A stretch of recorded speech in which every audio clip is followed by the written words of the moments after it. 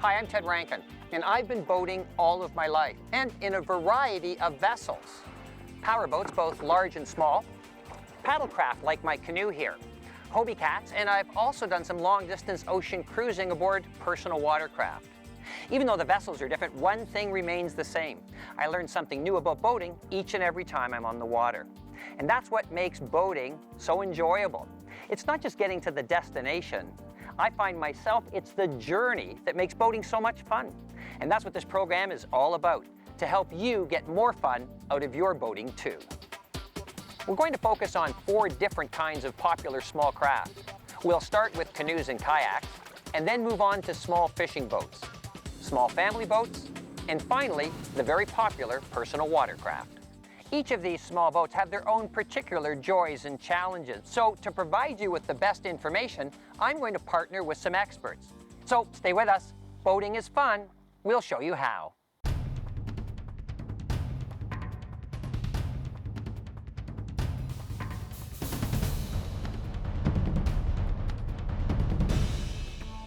Paddle sports are growing in popularity and for plenty of good reasons. You can explore, fish, or just get out and enjoy the incredible waters that we have in America.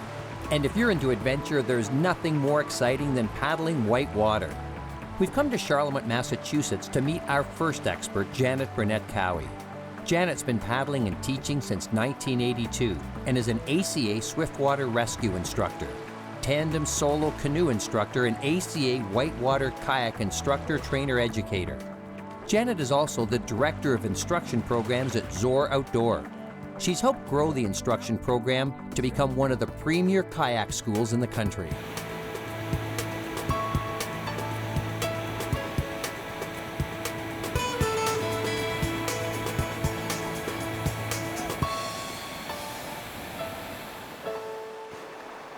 Janet, that was some pretty amazing paddling, but a little too wild for me. It is a whole lot of fun, and with proper training and equipment, the risk is manageable.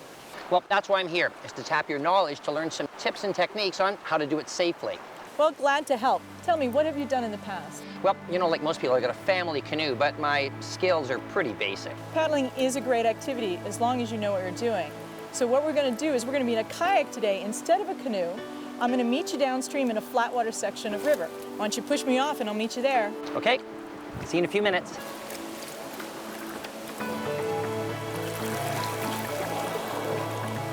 So Ted, kayaks come in all shapes and sizes depending on what you're paddling. These touring kayaks are longer than my whitewater kayak. Touring kayaks have storage on the deck and in the hatches and are made for long distance paddling. The whitewater kayak is made for speed and agility. So let's talk about the gear you'll need. First of all, you'll need your life jacket. And I know you don't go out with the expectation of flipping over, but it does happen. The rule of thumb, even for experts, is to put it on before you get in the kayak and wear it while you're on board. There are specific types of life jackets for paddlers designed to be comfortable for all-day paddling. They're constructed with flotation mainly in the chest and back and have generous space for the arms so you can paddle unrestricted. The jacket should fit properly, not too tight, but snug enough that it will not ride up when you are in the water. Ted, why don't you put on your life jacket? I have whistles in all my life jackets since you're required to carry a sound signaling device. If you find yourself in the water or in need of help, it's much better to have a whistle that carries over half a mile than trying to yell for help. Another great way to attract attention and let others know you need help is with visual distress signals.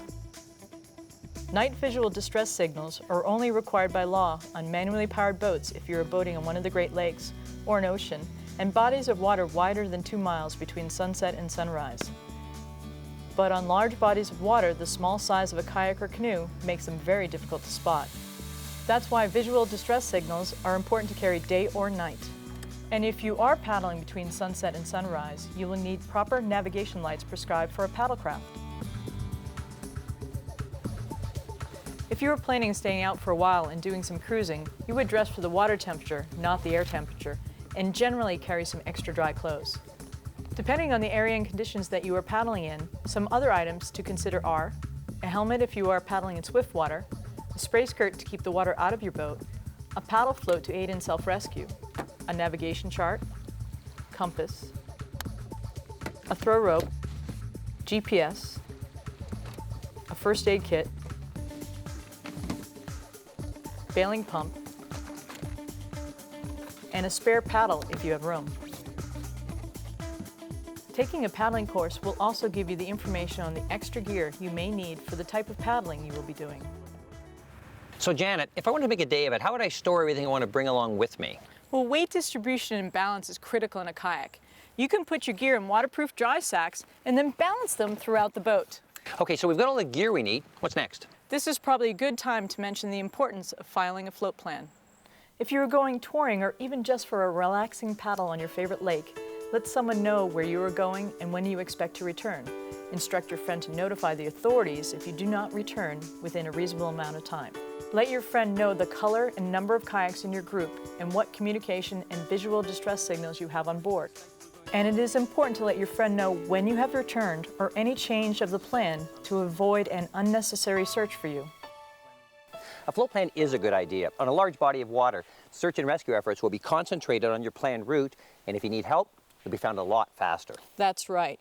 Now let's get you in your kayak. Okay. All right, so what I'd like you to do is the kayak's already floating in the water, so all you need to do is place the paddle on the back of the cockpit rim, which is behind the seat. Okay. Step in front of the paddle, and what you're gonna do is squat down on the ground. The kayak is kind of low today, so go ahead and sit on the grass. And you're gonna grab the kayak paddle with one hand in the back of the cockpit with that same hand, support yourself on that kayak paddle, and shimmy yourself across, placing one leg at a time into the cockpit and slide on into the kayak. Great. Well, that's a pretty comfortable fit. Janet, what about a spray skirt? Spray skirts are great for whitewater or in rough water where the water may get in your cockpit. But today is a beautiful, calm day, so we won't have to worry about it. Now, how do I hold my paddle? Well, paddles come in all shapes and sizes depending on what you're doing. But what you do want to do is hold your hands at comfortable shoulder width apart. Okay. Now these right knuckles should be aligned with the narrow part of the blade, and you want to hold it firmly. The left hand is loose, so it's righty-tighty, lefty-loosey. Okay. Good. So what you want to do is put the right blade in the water. As it comes through and comes out of the water, cock the right wrist back, and then the left blade goes in the water. And you just repeat. So Ted, now that you know how to hold a kayak paddle, let's talk about how to maneuver the kayak. The first stroke we're going to do is called the forward stroke. What you want to do is place your kayak blade and paddle up towards your toes. You're going to bring the kayak paddle through the water, take it out at your hips, and repeat. I'm using my large muscle groups to power this because I don't want to use my little small muscle groups. I want to use my back, chest, your stomach. Take a look at this.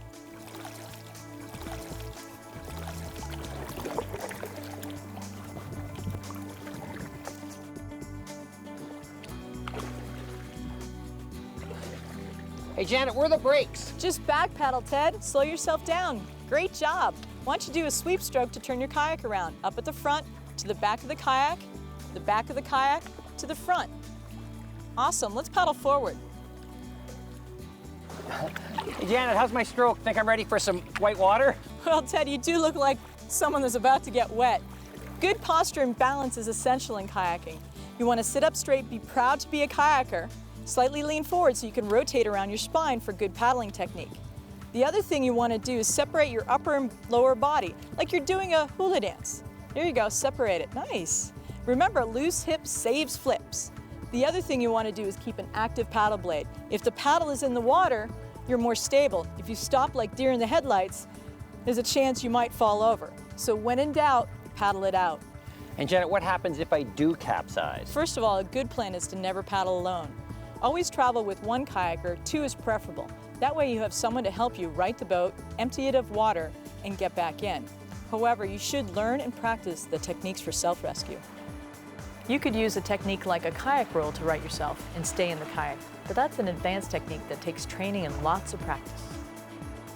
You should know how to do a wet exit.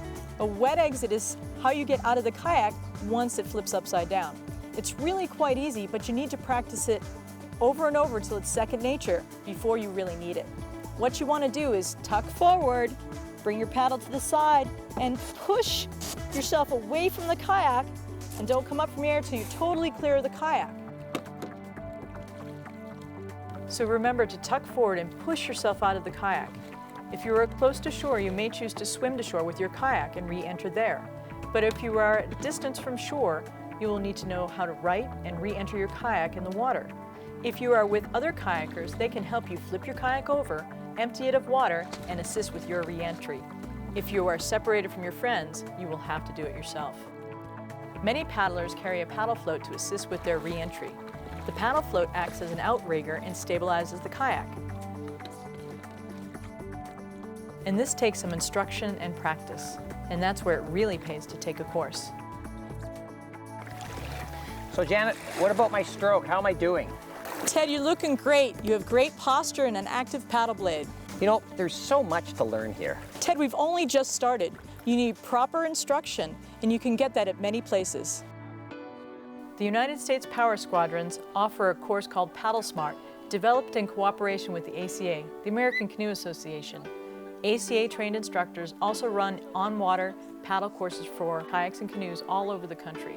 If you are serious about paddling and want to enjoy it to the fullest, find a course and take it. So Janet, where are we going? Not too far. When you're in a kayak, at least starting out, choose a site that's appropriate for your skill level. Big water, big waves, and inexperience do not mix. You know, I can understand why kayaks are so popular with their shallow draft and their transportability, especially in remote areas. Now tell me something, what kind of communication equipment do you normally carry? A lot of people carry their cell phones in a waterproof case, and that's a good idea. An even better idea is to carry a waterproof VHF marine radio if you need to call for help. With a VHF radio, everyone within range and tuned in can hear your call. With a cell phone, you never know if you have coverage in remote areas. If you are going into the backwater, there are some good and inexpensive emergency transmitters that use satellites to get the signal out. These provide coverage almost everywhere. So Janet, what about weather? Well, first off, don't go out in bad weather and be prepared if it comes upon you. If you're paddling close to shore, you have an opportunity to paddle safety if you need to. You know, I've been boating for a long time, and I can generally predict weather patterns. Like, the clouds haven't changed too much while we've been out, but the wind has. And I predict by tomorrow, we're gonna have some bad weather here. Well, Ted, not everyone is as experienced as you. That's why it's a good idea to carry a marine VHF radio in areas where the Marine Weather Service is available. Now, let's talk a little bit about rules of the road for kayaks. A kayak is a vessel after all, but frankly, you probably won't get in too much trouble if you don't know the aids to navigation. However, it is helpful to know navigational aids because you can predict where the other boats will be traveling in relation to those markers. And then you can anticipate what they will be doing. Powered boats and sailboats must give way to paddlers under most circumstances. Keep in mind that they might not know the rules, so don't think you are safe. Always keep an eye out. Also, you cannot block the way of a boat constrained by its draft or ability to maneuver. Now, if a boat does pass close to you and is throwing up a big wake, don't waste your time and balance expressing your displeasure. Try to turn your kayak into the oncoming wake, stay relaxed, and keep paddling to remain stable, and ride it out. There is a rule of thumb that says tonnage rules, so stay clear of large boats. Sounds good to me.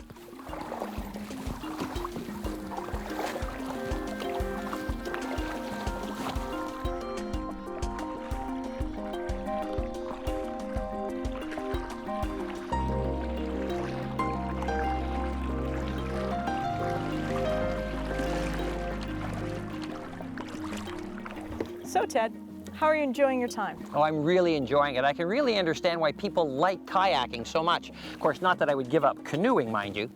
I can also see where a little bit of technique and practice can go a long way to helping you enjoy your time on the water more. Absolutely, and keep in mind we've only touched on just a few basics. Well, Janet, I want to thank you for your patience. I'm certainly a lot more knowledgeable than when I first started out, and I'm definitely going to take some more lessons. Maybe a little bit of white water. Anytime, Ted.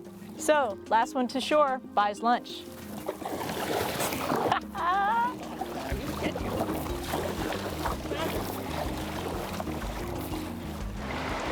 To get more out of your paddling, take an on-the-water course, like Paddle Smart with the United States Power Squadrons, or one of the courses offered by the American Canoe Association. You might also check out your local outfitter or paddling club.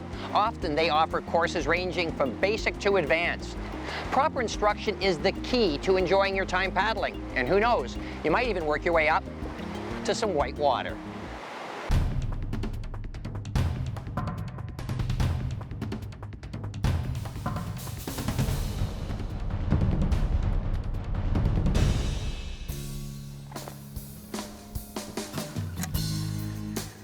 Wow, whoever said that fishing was easy? It can be quite a workout, especially on a small boat like this. You need the balance of an acrobat to stay upright, and you need Tiger Woods short game to put your lure exactly where you want it. You see, often fishermen forget that they're boaters too, and more often than not, they're even more at risk. You see, a fisherman will go out on the water when many other boaters, because of weather, will stay at the dock.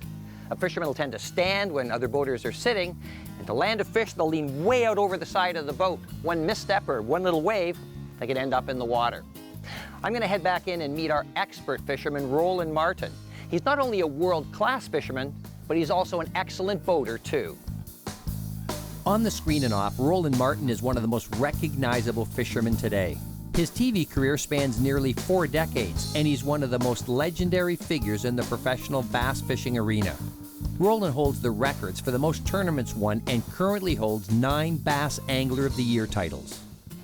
Hey, Roland, how are you? Hey, great to see you again, Ted. Hey, thanks very much for taking time out of your busy schedule to talk to us today about fishing. No problem. You know, I really enjoy introducing people to the great sport of fishing, and along the way, giving them some rock-solid tips on safety. It seems to me to be successful in tournaments, you've got to be not only a skilled fisherman, but also an experienced boater. That's true. Now, this boat is another great tool I use in my tournament fishing, along with my tackle and my many years of experience. But operating a boat safely, hey, that also requires knowledge and skill. You know, when I was out on the boat on my own, I noticed what a fine sense of balance that you need to fish. And I guess that's because fishermen need to stand in order to achieve that casting accuracy. Now, that's true. I stand in this boat because this is my bass boat. It's a little real wide, a great stable platform for fishing and standing. But when I use my smaller aluminum boat, I have to be a lot more careful. But there are some similarities between both of them, aren't there? Absolutely, particularly when it comes to the type of safety gear that's required when you're on the water. Well, let's talk a little bit about that safety gear. Yes, it all begins with a good life vest. Now, you must have one for every person in the boat in the correct size. And I recommend that you wear it anytime that you're on the water. Now, Roland, there's some people out there that are probably saying, what's the matter? Can't you swim? Well, of course I can swim, and that's why most people say they don't need to wear a life vest. They also say they're uncomfortable. Now, have you ever been floundering around in the water trying to put on a life vest? Yeah, I bet it can be tough. Now, I got a question to ask you. Do you prefer the inflatable jackets or the inherently buoyant ones? Well, in the warm weather like here in South Florida, I'll wear these lightweight, cool vests. However, if I'm fishing up north, I'll try this full vest model that offers thermal protection. The inflatable vest, it is comfortable but requires a bit more care and maintenance than the inherently buoyant one. You should perform a semi-annual inspection to test its operation, which includes leaving it inflated overnight to check that there are no small leaks. But inspecting your regular life jacket to make sure it's still in good condition is a good idea too. You want it to work when you need it. There's also the fanny pack style inflatable that's very small and easy to wear. You inflate it first and then pull it over your head. The inherently buoyant life jacket is good for earlier or later in the season. It provides some thermal protection against cold air or cold water if you fall in it. I'd like to tell all you anglers out there, whether you're from the north or the south, choose whichever life vest is right for your conditions and wear it. You know, just having your life jacket aboard might mean you meet the legal requirements, but it might not be enough to have it packed away in your storage locker in the event of an emergency. And to test that theory, what we did is conducted a little experiment with some anglers. We tested how fast they could find and get their life jackets on, and the results were interesting. It really reinforced the point that it takes time to get into your jacket, oftentimes you don't have. Failed. We all sank. It seems like our zipper was corroded down in our hatch, so we couldn't get open and get our life jackets out. So what does that mean? It means we probably would perish in an actual emergency. And most people end up in the water without any warning, so the best policy is to wear your life jacket when you're on the water. You'll not only be legal, but wearing it means you'll be back for another try for the one that got away. Roland, you said it was difficult to put your life jacket on in the water, and you know what? You were right. And to prove the point, we conducted another little experiment with a group of anglers in a swimming pool. 2, 3. We tossed their life jackets into the pool and told them to jump in and put them on. The results were very interesting. They just couldn't do it without a struggle. It was very difficult maneuvering it around and trying to get it, my arms through and zip it up because it kept flopping backwards as I was rolling around. It was twisted and I couldn't untwist it, and I just abandoned that one and picked this one. It was tough. I grabbed one, it didn't fit. I had a hard time with that, and then I grabbed this one. In good conditions it was difficult. At night it would have been extremely difficult. The point was made and they got it loud and clear. Wear your life jacket. Wear your life jacket, it saves lives. Wear your life jacket at all times. And always wear it because it's really hard to put it on once you're in the water. Well, our life jackets are on, the gear is aboard, and the fish are waiting. Where are we going? I got a great spot, Ted, right up this backwater full of nice big fish, perfect for this 16-foot boat. You know, choosing the right boat's so important to match the water conditions for your boat. And I would not take the 16-foot boat in the middle of the ocean or in the middle of the big lake. It does not have enough freeboard, and it has not enough deep V. But for this situation, it's perfect. I'm gassed up, I have equipment aboard, ready to go. Well, before we head out, let's take a look at some of this safety gear.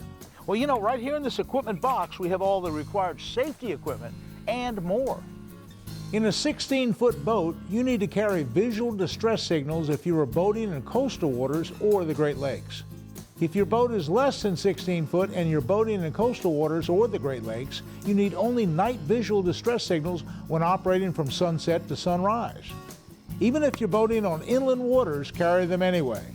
They are just as effective on a small lake or river as the Gulf of Mexico. If this boat had an enclosed fuel tank, I would need a U.S. Coast Guard approved Marine Type B1 fire extinguisher. You also need one if the boat has an inboard engine or if there is closed storage that contains flammable materials. If the engine was located in a closed compartment, like an inboard or an inboard-outboard, it must be equipped with a blower for ventilation. You also require a sound signaling device like an air horn. Keep a whistle on each of your life jackets. If you need help, you'll be heard clearer than if you were yelling. Also have a throwable device such as a cushion or a ring. If you're boating between sunset and sunrise, you're going to need navigation lights that meet the regulations. Although you don't need them during the day, many fishermen tend to head out before the sun comes up and don't get back until late. So these are legally required. Besides, they expand your fishing time. You need some paperwork, a fishing license, vessel registration for the boat, along with proof of insurance. Keep them all together in a watertight sleeve. Also, the registration numbers for the boat need to be permanently attached to each side of the forward half of the boat in plain vertical block style, not less than 3 inches high, and a color contrasting to the color of the hull. Although it's not a requirement, I like to carry an anchor with plenty of line in the event that I have a breakdown and need to wait for help. Breakdowns seldom occur, but an anchor in a small recreational fishing boat like this can also be used to hold the boat in place while you fish. A paddle and a bailing pump are also a good idea. And I also always carry a waterproof VHF marine radio. It's useful to call for help or to get weather reports. Now, my kit bag also includes a first aid kit, some high-energy snacks, water, and sunscreen. All the items to keep you going strong when you're out for a day on the water. Okay, Judy. I always let someone responsible know where I'm going and when I'm going to get back, and include a brief description of my boat. Boaters call it a float plan, but whatever you call it, it is important in case someone has to come looking for you. And equally important is to let that responsible person know when I've returned safely, because if they don't hear from me before our agreed time, they have the duty to call out the authorities. So, Roland, I'm really surprised here in this little canal. We're getting a couple of strikes, and I see the little technique that you're using. Tell me about what you're doing with that little weed cover. Well, what I'm doing, I'm capitalizing on the fact that bass have no eyelids and they can't close their eyes, so they're going to seek horizontal shade and cover by those weeds. Those weeds are actually hollow underneath. There's space for those bass to hide in and shade their eyes. So I'm taking this little Cinco, which is rigged weedless, and I'm throwing it on top of the grass mat. right on top of it, and I get it right on top of the grass mat. See, it's in there about 2 or 3 feet, and I'm jiggling it, wiggling it right to the edge, right to the edge, right to the edge, I drop it. Now, hopefully he'll swim out and grab it. Let's see if he's there. I don't know. No, he wasn't there that time. But, you know, that's the pattern. Now I can see we're standing. To get those kind of casts is really an advantage. I mean, we've certainly got the ideal conditions for that here. Well, it's calm here, and that's why I'm standing. But in a small boat like this, you have to be awful careful, and that's why I wear a life vest, particularly because I'm standing up. Now, if it were at all rough, or if I'm probably by myself, it's a good idea to sit down. Just don't even stand up at all. What if you got to move around the boat? Well, if I move around the boat, I try to stay the center. I just don't get to the side. If you get to the side, it gets a little tippy. Get to this side, it gets a little tippy. But if you stay in the center of the boat, it's pretty good. You should also know the manufacturer's recommended maximum weight for your boat. This can be found on the capacity plate. When the wind and waves are up, the best bet is to stay below that stated weight. So since fishermen are boaters, they also have to know how to boat safely and to follow the rules every time they go fishing. It's not difficult, but it does require some knowledge. You have to be aware of the simple things like adhering to the speed limits in congested areas and when you're close to shore. That boating knowledge will also help you to understand what the aids to navigation mean. There are a lot of different types of markers and aids to navigation, and whether they're floating or placed permanently on the land or on the water, they provide important information to help you navigate safely. You also need to know the rules of the road to help you keep you separated from the other boats out on the water. The first rule is which boat should yield the right-of-way to the other. In the pecking order out on the water, a boat with a motor is at the bottom of the list. With an engine, you are more maneuverable than with canoes or sailboats, so it's your responsibility to keep clear of them. There are rules that apply for almost every situation, but even if you know the rules, give the others a wide berth. They might not know the rules or know what they're doing. You know, Roland, a popular misconception that a lot of anglers, and frankly a lot of boaters have got, is that drinking is part of the pastime. Well, I think most anglers know it's highly illegal to operate a boat while impaired, but you know, they have this attitude, well, it won't happen to me. They just think that they're not going to get caught. You know, that's a pretty popular attitude, and one that we changed with a group of anglers that we put through this drinking and boating test. What we did is we took the group, and under controlled conditions, we allowed them to drink and boat. And frankly, the results were pretty surprising, especially to them.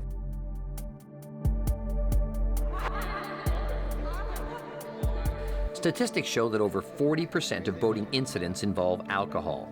To demonstrate the effects that alcohol has on a person's ability to operate a vessel, a test was conducted with a group of boaters. The basis of the test was to navigate through a course designed to challenge the participants' handling and task management skills.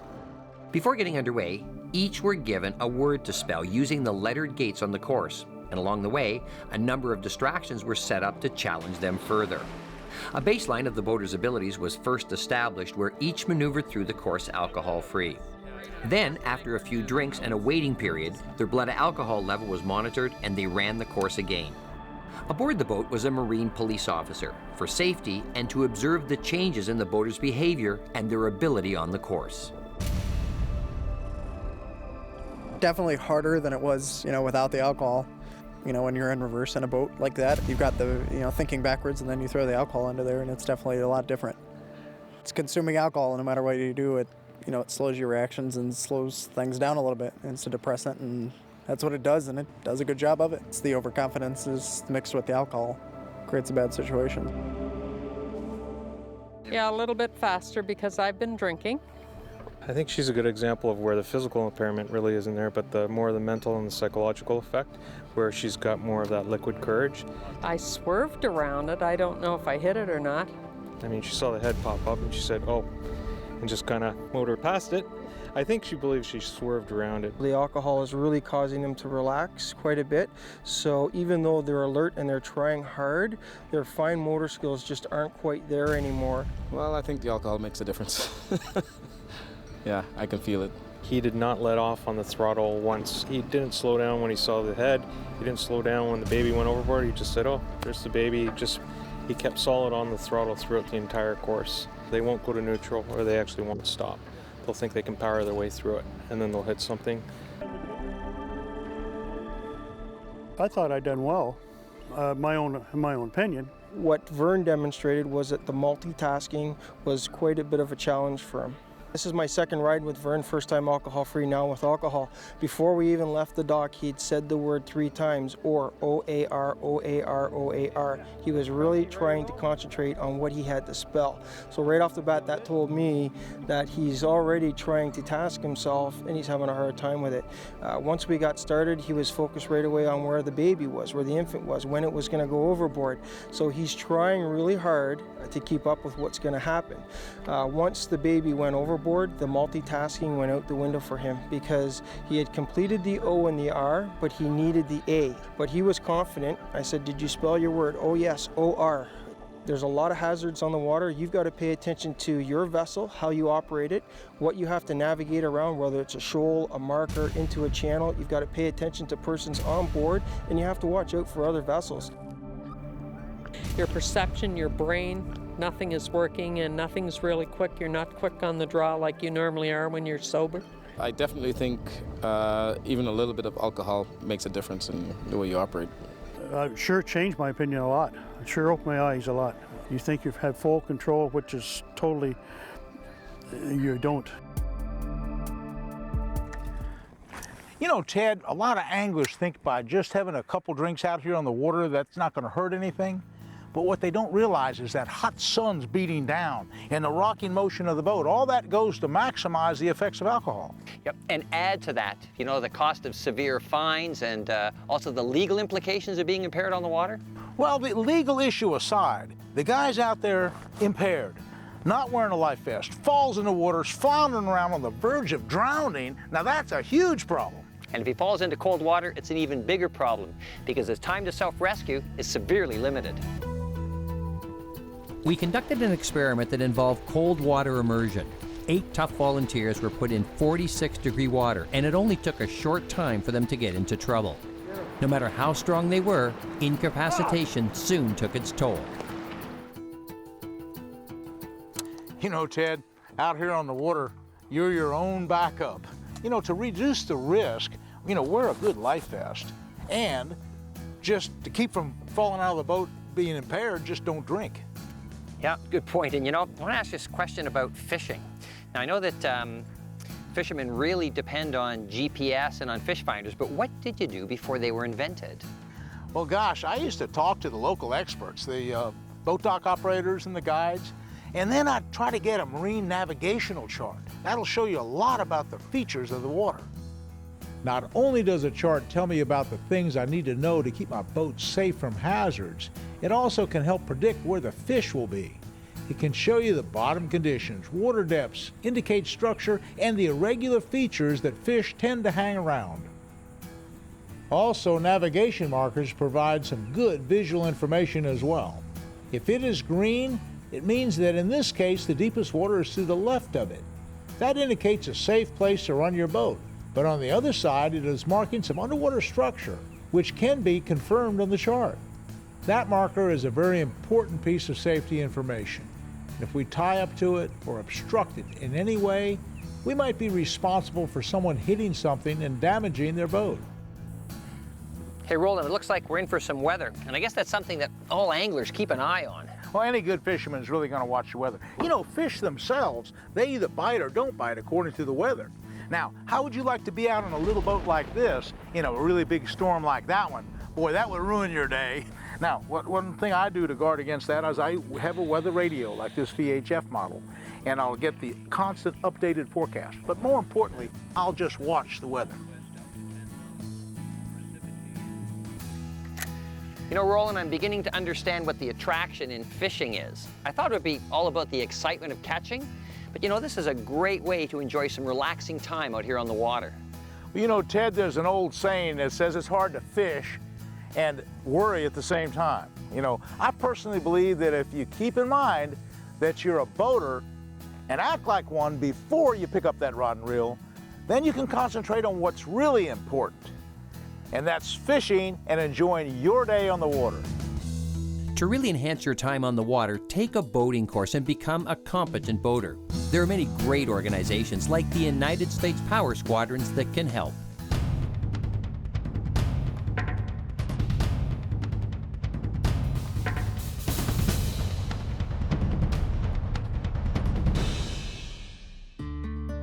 The small family boat is the mainstay of the boating industry.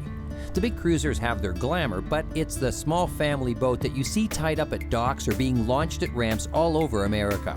They're easy to tow with a car, versatile, and provide lots of fun for everyone in the family.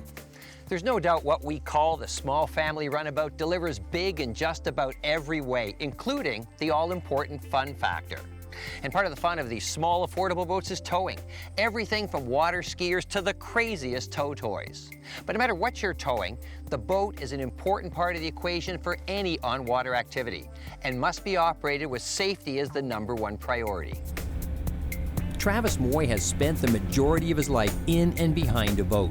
That time has earned him national and world titles, as well as the respect of the top athletes in wakeboarding as a coach and a driver. Travis is a partner and instructor at the boarding school in St. Cloud, Florida. He's also a boat driver on the Mastercraft Pro Wakeboard Tour, X Games, and the Wakeboarding World Championship Series. Hey Travis, how you doing? Good, Ted. Welcome to the boarding school. Hey, thanks very much. Hey, this is an incredible boat. You know, it's amazing how the humble family runabout has evolved into these awesome purpose-built boats. There's water ski boats out there that try to create as little wake as possible, but with the wakeboard boat here, we have the engine in the rear, and we also have an internal ballast system on here, which helps us create as large a wake as possible. You can also see we have a tower mounted on the boat, which gives us a taller tow point and makes it a lot easier to get that big air we're looking for. But you're not seeing too many families in boats like this, are you? Well, you know, we've been making these a lot more family friendly, but you can still have just as much fun wakeboarding or water skiing or inner tubing out behind your average family runabout. So you ever wakeboard, Ted? Nope, never wakeboarded, but you know, I've done a bit of skiing, but I looked a bit like Bambi on ice. Well, in that case, we better have you ride along and do some spotting for us first. You know, it's not mandatory in every state to have a spotter in the boat, but it's always mandatory here with us. That way I can focus on the driving and what's going on ahead of the boat, and you can spot for us and let me know what's going on behind the boat. Sounds great. All right, let's go. Another rule is to wear a life jacket, and it doesn't matter if you're wakeboarding, skiing, or tubing. People being towed should have their life jackets on. If you hit the water hard and get knocked out, you will not be able to swim. Plus, it does take some time to bring the boat around and pick you up, and you don't want to waste energy just keeping yourself afloat. Let the life jacket do it for you. The life jacket I recommend when you're being towed is a high-impact one, so it can withstand someone falling at higher speeds and still stay on comfortably. This is important for kids being towed on tubes as well. The label in the jacket tells you what it is designed for. So when it comes to people on board, you're required to have a properly fitting life jacket for every person. I also recommend wearing a life jacket on board. The pouch style here is comfortable to wear all day, but it does come with responsibilities like regular inspections. Verify that the CO2 cylinder has not already been discharged. If you see the green, it means it's okay to go. Periodically inspect the jacket, which includes inflating it and leaving it overnight to verify it holds air. Also, you must be at least 16 years old to legally wear one. Before we get underway, what about the other legally required equipment and vessel requirements? We have the rest of the safety equipment accessible right here. For a sound signaling device, we have an air horn. We have visual distress signals aboard. With the enclosed engine, we need at least one B1 fire extinguisher, charged and readily accessible. A throwable device. A couple of other items not legally required, but important. Marine radio. It's your helpline should you need it. A paddle and a bailing pump. A first aid kit and some water and energy snacks. The boat needs to be registered and the registration number's on the bow. You know, even if you're just heading out for some local fun like we are, it's always good to check your gas and make sure you've got enough to last for your day. We're good to go. You know, there's nothing that's potentially more embarrassing or costly than having to pay for a tow to get back to the dock when a few extra gallons would have really done the job. So let's go on and take a check and see what's going on mechanically. Let's lift the hatch.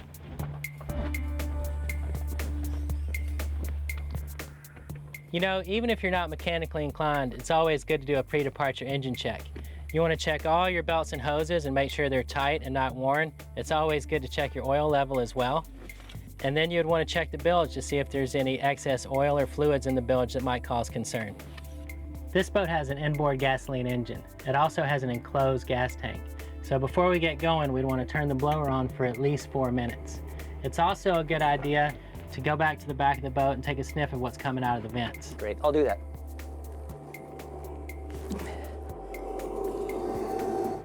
You know, if there were an actual gas leak, you could run that blower for a week and it wouldn't help. Well, it's all good here. Hey, we're ready to go. Where's your crew? Here they come right now.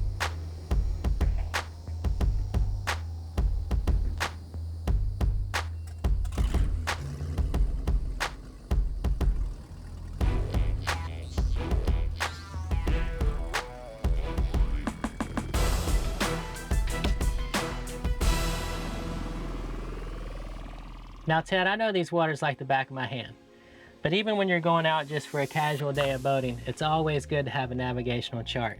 This chart will alert you of the water depth throughout the entire lake, as well as any hazards such as shallow spots or rocks, or any other navigational aids you might need. No matter the reason for your boating, you have to know what a navigational aid is, what the different ones look like, and what they are telling you when you see them. But you won't always find them on small lakes or rivers, another good reason to have a chart with you. Sometimes you'll want to keep green or port buoys on your starboard side rather than your port side. There's an old expression, red right returning. That's an easy one if you're returning to the marina, but gets a bit more complicated out here if you don't know whether you're going upstream or downstream. But you will find it all on the chart as long as you know how to read it, which is where taking a boating course will be helpful. You also need to know about the rules of the road, when to yield to oncoming boat traffic and when they have to give way to you. A smart boater knows that power gives way to sail and sail gives way to paddle, but there is a lot more to it than that. For example, when two power boats are approaching on an intersecting course, if the boat is on your starboard side, you must give way to them, generally by slowing down and passing behind. As a general guide, always turn to starboard and not to port unless you have no other choice. When approaching oncoming boat traffic, pass each other on the right, port side to port side. Like charting, all this information and a lot more is available in a boating course.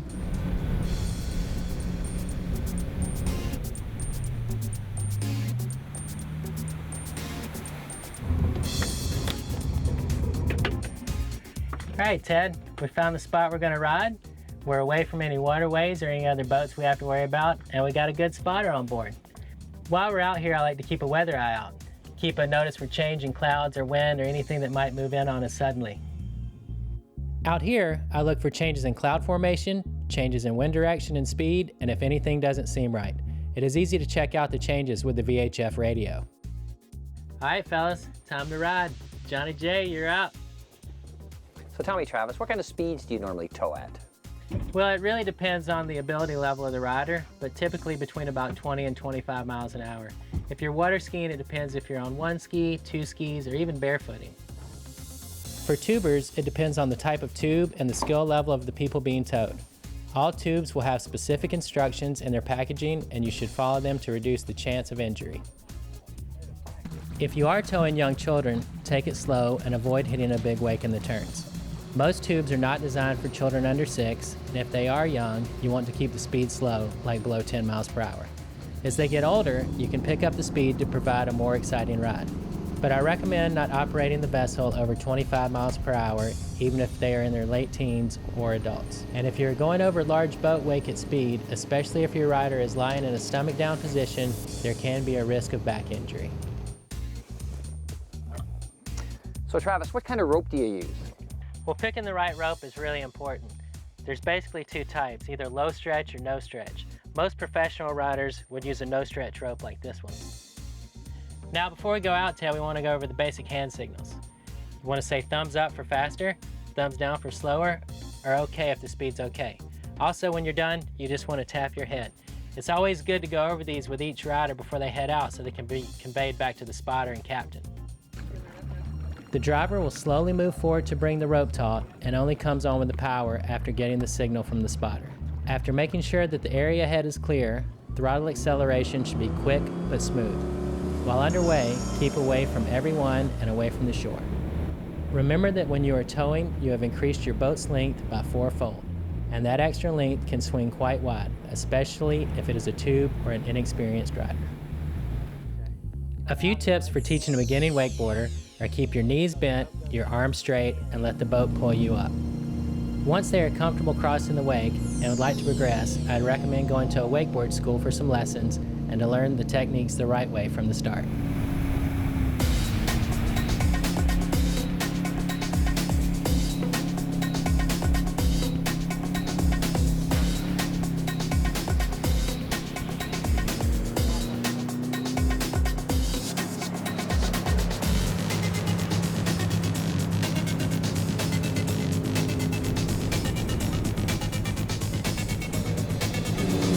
Watercraft, it looks like John's had enough. He just bailed.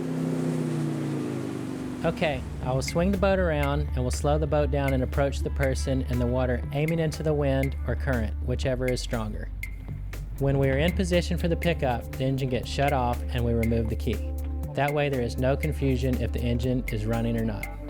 Our job now is to pull the rider to the boat with the tow line and help them come aboard. What I learned is the success of the day and the safety of those behind the boat is in the hands of those operating the towboat. And not just doing the actual towing, but also getting out to the tow area and safely back again. If you're new to boating or just a little rusty, take a boating course. There are many great organizations like the United States Power Squadrons who will help you get more out of your boating.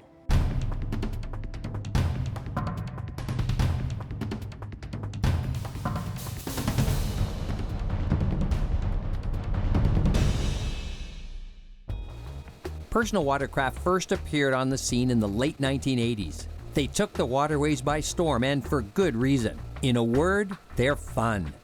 They created a brand new segment of water-based excitement overnight, but they also came with their own unique set of challenges.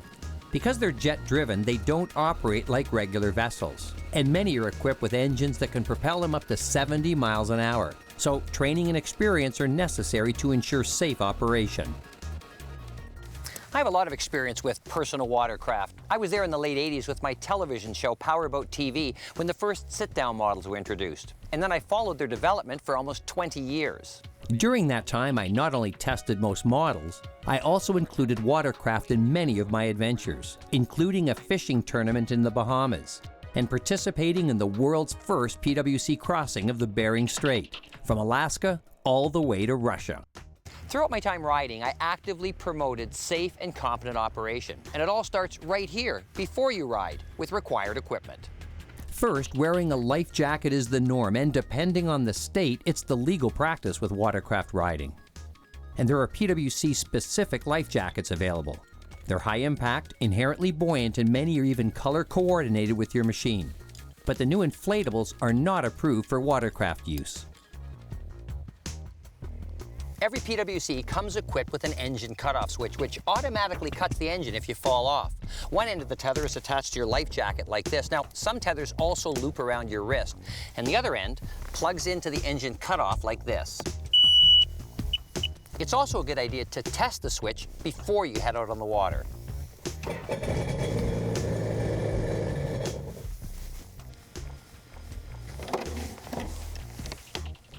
You'll need a sound signaling device, either a whistle or a horn. Now, I recommend both. A horn, because it's loud, and a whistle attached to your life jacket is also a good idea. Because the engine and fuel compartment are enclosed, you will also need a Class B1 fire extinguisher.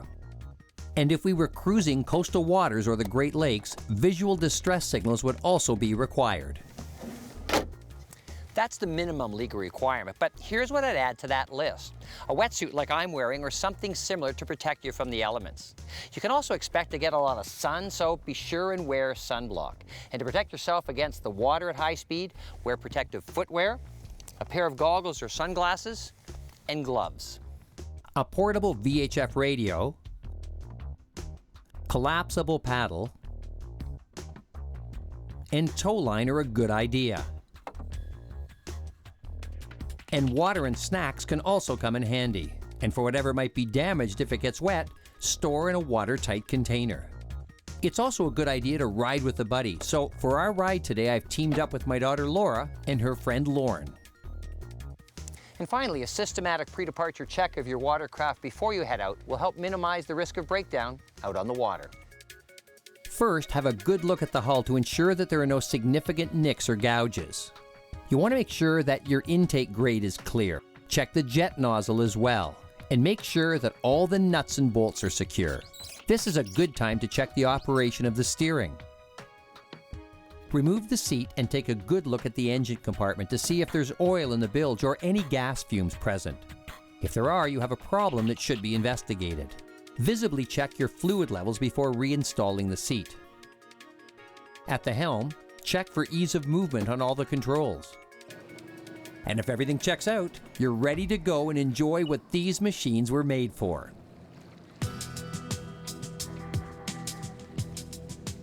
The first thing you have to remember about PWCs is to stay well away from swimmers. These machines can operate in very shallow water, and that's exactly where you'll find swimmers. Try and spot a head poking up through the water. It's very difficult. If you have to move through an area close to swimmers or small boats, do so with the minimum amount of speed. And that goes for crowded anchorages as well. Stay clear of other boats stopped or at anchor. You never know when there might be someone in the water nearby. And although you might think that PWCs are small and don't leave much of a footprint, think again. The manufacturers have got the emissions dialed in with technical advances in two-stroke technology and many machines being equipped with four-stroke engines. But personal watercraft do create weight, especially at mid-range speed, so you want to take that into consideration when you're operating around others. And they do make noise, especially the older ones. So don't spend your day playing in one place. Move around the lake and give others who share the water with you a break. Because PWCs are jet-powered, they have unique steering characteristics quite different from other vessels. The most obvious is when you cut the throttle. You lose the ability to steer. That characteristic becomes critical if you have to suddenly avoid some obstacle like another boat. Your natural instinct will be to first release the throttle to slow down, and then turn to avoid a collision. Except you won't be able to turn because you have no propulsion. The best way to handle this characteristic is to learn and practice how to avoid obstacles. Now, of course, the best procedure is to keep a good lookout, and that way you'll avoid having to make sharp, evasive turns. But sometimes things happen, and when they do, use the personal watercraft's nimble characteristics to get you out of trouble. Now, I brought this little marker out here with me to give Laura some practice on making evasive turns. You start by not reducing the power, but rather keeping it on, and turning smartly away from the obstacle, powering through it and bracing yourself as you do. And you should practice this until it becomes second nature. The PWC industry has developed some off-power steering mechanisms, including a new braking system, which Laura's machine is equipped with. But it's still a good idea to know how to effectively control your machine and always be alert to what's around you. Even though a personal watercraft has a shallow draft, navigation aids are important because they tell you where the safest water is. And that's a reason to take a safe boating course. But not just to learn about NavAge, you'll also learn about rules of the road. These machines can do over 60 miles an hour, and that's a very quick closing speed on the water. One generally in which the watercraft rider will be the one making the right-of-way decisions. So here are some basic guidelines. When approaching another vessel head-on, alter your course so that you pass on the right, port side to port side. You should give way to a vessel approaching from your starboard side by slowing down and passing behind. If you're overtaking another vessel, because you cannot easily signal your intentions to the other boat with a horn signal, move well to the right before you pass, and keep a watch to ensure that the other vessel doesn't turn into you. If you're traveling with a group or just with one other watercraft like we are today, always keep your separation at speed. Keep 100 feet distance between the watercraft, because you see, one errant wave or someone making a turn without looking could ruin your whole day. And when you do make a turn, always perform a shoulder check. That's just a quick look over your shoulder to make sure that no one has crept up beside you close enough that you risk a collision when you change direction.